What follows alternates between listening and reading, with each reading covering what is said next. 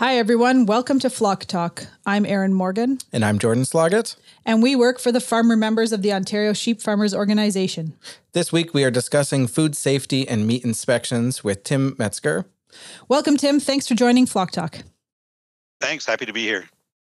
Tim, can you tell us about the role of inspectors in ensuring food safety for Ontarians? Sure. So OMAFRA inspectors play an important role in the province's meat production system, and the province of Ontario has a responsibility for conducting inspection at all of our provincially licensed abattoirs and meat plants during each day animals are being processed. We provide ante-mortem and post-mortem inspection on all animals and carcasses. And as part of our inspection duties, we ensure sanitation and construction standards are being met in the facility and during operation. Our inspectors ensure that animal welfare and humane handling practices are being upheld. We also collect a variety of samples from food products and the processing environments to test for biological, physical, or chemical food safety hazards, and we oversee the production and processing of safe and wholesome meat products for Ontarians. So just as a bit of background, in 2023 and 24, we oversaw the slaughtering and processing of almost 925,000 red meat carcasses and close to 24 million white meat carcasses. We collected a variety of samples, including but not limited to approximately 190 histopathology samples, 675 water samples, and over 2,000 monitoring samples as part of more than 21,000 abattoir inspections. Wow. The numbers really put that into perspective, just the amount of work and what's being done there. Tim, can you speak to the type of educational and experiential background that meat inspectors like yourself tend to have? Yeah, our food safety inspectors come from a wide variety of educational and experiential backgrounds. They are appointed as inspectors at the time of hiring, but they do complete a robust and comprehensive training program that we provide as a ministry. The program takes them several months to complete, and in order to be certified and work independently as an inspector. So our training encompasses both core technical training as well as plant-specific training, and it occurs both in a classroom and a plant environment. As part of the training, we go over ante-mortem inspection, post-mortem inspection, our normal versus abnormal training, pre-operational readiness, the concept of being a modern regulator, and they also take food handler certification. At the end of that training process, FSIs or food safety inspectors are put through an evaluation process. And as part of that process, they need to demonstrate their ability to perform all inspection duties consistently in front of a panel of evaluators prior to be certified. Wow, that's a lot. So can you talk us through what happens during the inspection process at a slaughter plant? Sure. So to start the day, our inspectors will conduct a pre-operational inspection to make sure that the plant is clean, sanitary, and ready for operation. The food safety regulations or the meat regulations do require that a plant operator ensures all live animals are presented to a food safety inspector prior to slaughter, and that they receive that inspection, and the inspectors provide approval to slaughter the animal before that happens. The main reason for this is so that we can detect or segregate animals that don't appear normal or appear suspicious and hold them for a veterinary inspection. This allows the detection of disease conditions in the live animal that we might not be able to see at a postmortem inspection. And it's the first opportunity to detect abnormalities that might represent reportable diseases that need to be reported to CFIA, or abnormalities that might indicate the animal received medical treatment. It also allows our inspectors to ensure that proper handling and humane treatment of animals has occurred prior to being slaughtered. So during our inspection, they look for functional or structural abnormalities. This includes the behavior of the animal, their gait, condition or coordination of movement, if they're vocalizing, patterns of breathing or drinking. And then similar to ante-mortem inspection, After slaughter, each carcass or part of carcass must be presented to a food safety inspector to receive a postmortem inspection. And that ensures that the carcass is free of contamination or conditions that might pose a food safety risk. So they take a systematic approach to inspect all areas of each carcass and identify if there's any abnormalities. This includes taking a look at the internal organs, taking a look at the lymph nodes, and either palpating or incising them, depending on what species is being inspected. They then take a look at the interior as well as the exterior of the carcass, and they take a look at the condition, the shape, the symmetry, if there's any contamination, discoloration, or adhesions. During the inspection process for both either antemortem or postmortem inspection, if they identify an abnormality, they will contact a veterinary inspector as part of our regulations and our process. The majority of the livestock that we inspect are going to be normal. The FSI provides the approval to slaughter, and the vast majority of the carcasses are approved and fit for human consumption. Thanks, Tim. Can you kind of dive into a little deeper about what you're looking for, or what is being looked for in the pre-operational inspection and during the slaughter process? Sure.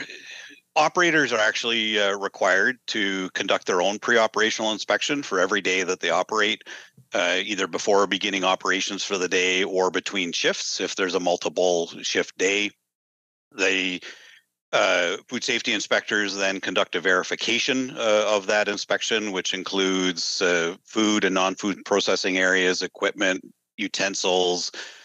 We assess whether the plant is in compliance with its sanitation program, and would provide an opportunity for an operator to address any potential food safety concerns before production starts.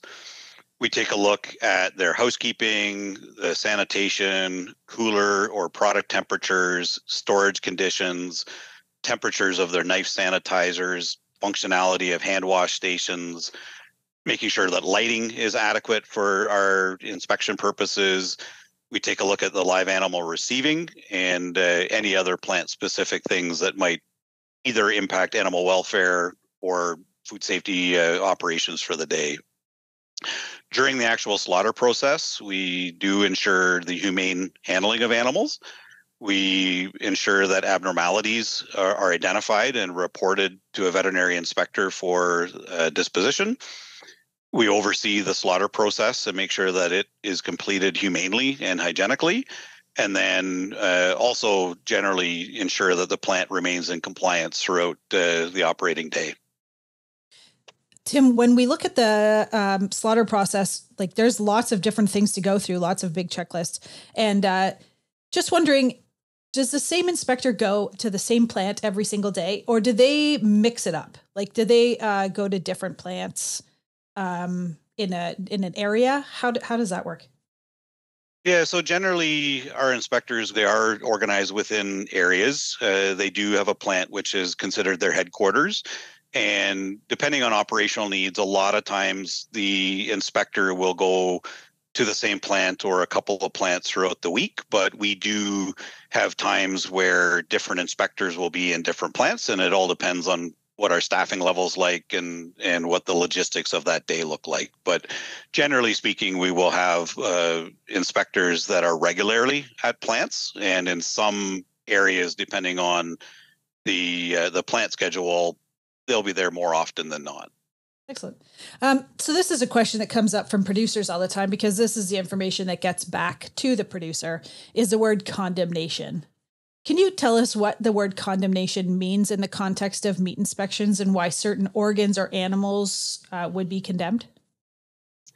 Yeah, so condemnation essentially means that it has been deemed not fit for human consumption, generally because there's a food safety risk. We use an normal approach within our inspection. So our FSIs will identify abnormalities. Those are carcasses or animals that sort of deviate from our expected standard or normal. And from a live animal, they might not fit with the group. They might show some poor health, or on a carcass, they might show some contamination. Those abnormalities might reflect diseases. They could reflect conditions that are hazardous to plant staff, or they could pose a food safety risk. It is important to note that sometimes diseases or conditions that impact food safety or human or animal health can be difficult to identify and differentiate from some non-hazardous diseases or conditions. And so as part of that, we require veterinary input for the disposition of either the carcass or the animal when we observe those abnormalities. A lot of times, some more abnormalities are fairly common, but we do require as part of our process that when abnormalities are identified, the food safety inspectors do contact a veterinarian for input every time that we see it. This helps ensure that we're not missing some things as that are difficult to identify, as mentioned just previously, and helps ensure consistency across our program. So the veterinary inspector will take a look at the various factors, so the observations that the food safety inspector that provided to them, and assess the risk for either food safety or animal welfare, and then they will direct the disposition of either the animal or the carcass or the parts, depending on the situation.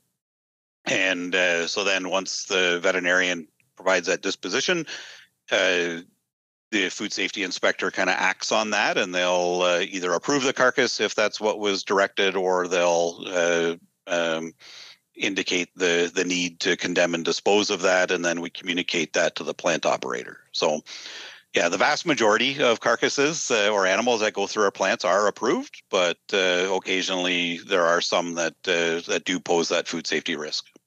So if a producer does learn of an animal being condemned, is there a process to find out why? Yep. So every time an animal is condemned, we do fill out a condemnation form. And on that condemnation form, it will have the observations that our food safety inspector had, as well as the reason for condemnation that was decided upon by the veterinarian. And we do have that condemnation form as a triplicate form. So one copy stays with us, one copy goes to the operator, and then there is a copy that can be provided back to the producer if the producer wants to see it. Tim, can you speak to what are the most common reasons for condemnations in lambs in Ontario? Yeah, so within sheep, abscesses, pneumonia, icterus, or emaciation are some of the more common reasons that sheep and lambs would be condemned in our plants.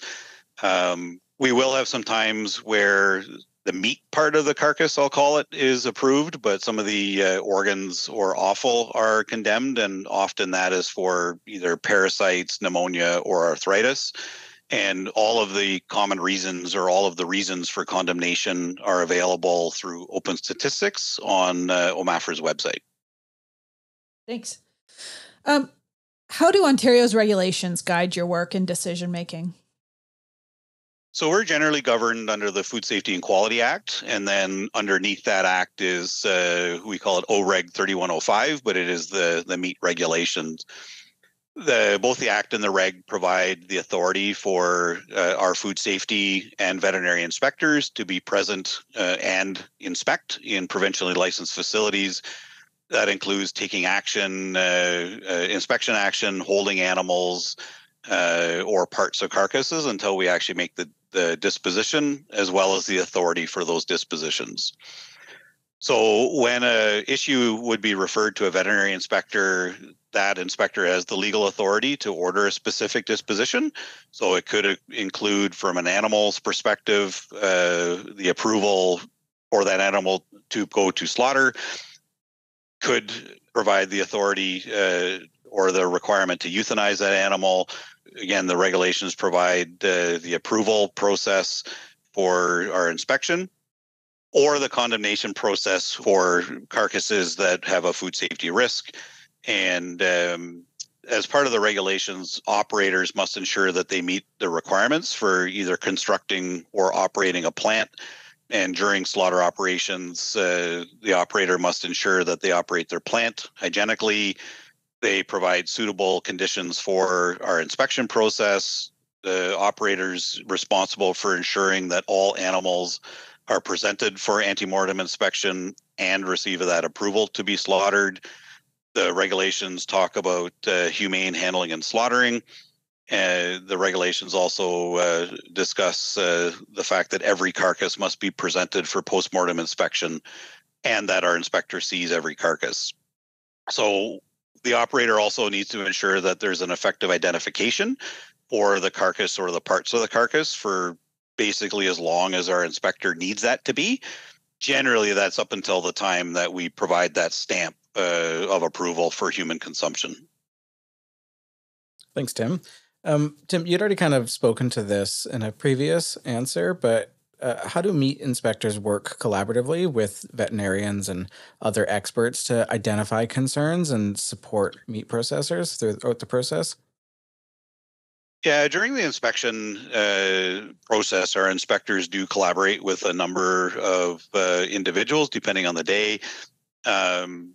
As I've mentioned a number of times, the veterinary inspectors, they're the ones that the food safety inspectors need to collaborate with and get the approval for a disposition if there are abnormalities. They'll also talk to regional veterinarians. So we have a number of field-based veterinarians across the province, and they provide approval for specific protocols like ritual slaughter, or in the case where we have something, I'll call it an abnormal process, like we need to use a rifle as opposed to their traditional stunning technique, or if for whatever reason an animal needs to actually leave the plant once it has arrived. They obviously work with their area manager to discuss any potential compliance actions at the plant. We do have some food safety advisors on staff at OMAFRA, as well as food safety scientists that can provide advice on specific situations, as well as a regulatory compliance unit if the compliance actions are beyond what our scope would be as an inspector. We also work with other agencies like CFIA if there is the suspicion of a foreign animal disease or transport issues. We work with other ministries such as environment if there are issues that arise which are out of our jurisdiction. We work with industry through a meat industry engagement panel, and that provides a forum for open dialogue, sharing ideas, and receiving feedback from our plant operators. That brings up a really interesting question for me, Tim, which is, our industry is moving to halal. There's a lot more halal slaughter that's happening. How does the meat inspector work with those who perform ritual slaughter? Is it somewhat standardized, or are you guys having to come up with new things every time? No, so it is up to the operator to develop the protocol that they want to use, and that would be either for ritual slaughter or other pieces. We do have an approval process for protocols, and it depends a little bit on what that protocol is. But specifically with ritual slaughter, that is part of our regional veterinarian approval process. So the plant operator would develop their protocol. They would submit it for review. Our regional veterinarian would review it and would actually then spend time at the plant ensuring that the protocol can be done humanely and consistently by the plant staff. So interesting. So are you aware of any upcoming changes or trends in meat inspection regulations that the industry should be aware of? So I'm not aware of any, I would say, regulatory changes in the near future. We do continue to make sure that we're regulating as part of our modern regulator practices, and there is a regulators code of practice that the Ontario government has published in the last couple of years. We have launched a revised condemnation form that I had referred to a little bit earlier that does include a little bit more space to be able to provide the observations which might have led to a condemnation, as well as that third part of the form that can go right back to a producer if needed. We have also a couple of policies. So if there are concerns over condemnations and how they might affect, in this case, flock health, that either the producer or the veterinarian can request a discussion with OMAFRA to go over some of the reasons for condemnations and potentially prevent future ones if there's a flock health issue that can be addressed. We're always looking to streamline and improve our inspection delivery. We do have some compliance modernization efforts underway, and we absolutely value the collaborative discussions that we have with a number of industry partners, including Ontario sheep farmers. Thank you. Well, thanks, Tim. Thanks for joining us today. Is there, I guess, a final quick question for you would be if sheep producers listening wanted to get more involved, like where would you point them in the direction to find out more about those different opportunities? Yeah, so certainly our website has a lot of information on it as far as either our regulations, some of the stats, and some of those pieces. So definitely encourage folks to explore that. If they do have some sort of, I would say, specific questions about how their animals are processed, the plant that they take them to would be, and that operator of that plant would also be a good spot. Perfect. Thanks very much, Tim. Thank you. And thank you for listening. We hope you enjoyed this episode. Join us next Wednesday for our education-themed interview with Steve Beadle from OMAFRA talking about barn ventilation. Aaron, what have you done for Ontario sheep farmers lately? On May 15th, OSF staff met with researchers who work at the Ponsonby Sheep Research Station that's part of the University of Guelph and OMAFRA.